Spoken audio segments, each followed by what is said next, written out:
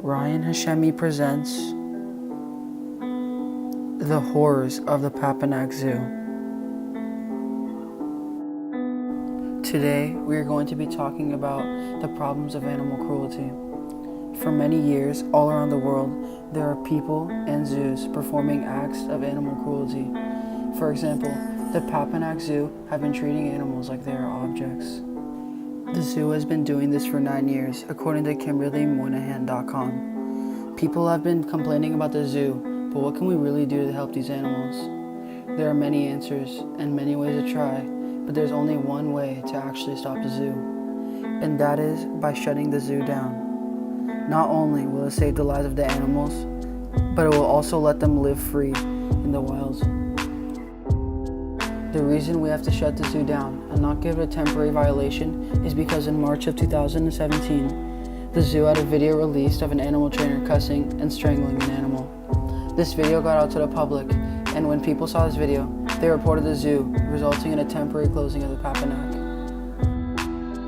The following video is by OneGreenPlanet.org. This video is a true visual look of what goes on inside the Papanak Zoo. Papanak is one of Ontario's countless roadside zoos where naturally wild animals suffer a lifetime in small enclosures for the purpose of entertainment. The stress of captivity causes a shocking number of the animals here to engage in repetitive, stereotypic behavior, indicative of severe psychological distress.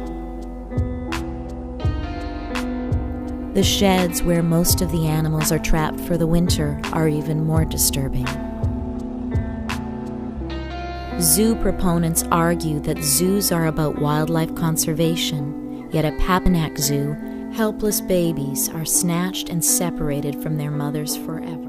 This video does not only show how horribly the trainers treat the animals at the Papanak, but also shows how we need to do something about it and put an end to the Papanak. When the zoo opened back up in March of 2018, there were still employees complaining about the zoo and how there are trainers still abusing animals behind the scenes. When the news stations asked the Papanak why they would do this, their response was, quote, "This is not an act of animal cruelty. Our trainers are just training the animals and teaching them the differences between right and wrong," quote, says the co-owner of the zoo, Carrie Bayford. In conclusion, I think we should close the Papanak Zoo so we can save the lives of the animals and let them live freely without any problems. If you see or hear about anyone treating an animal poorly or they're abusing an animal, report them to the police. Doing so could save a life. Thank you all very much for taking the time to listen, and hopefully you have a great day.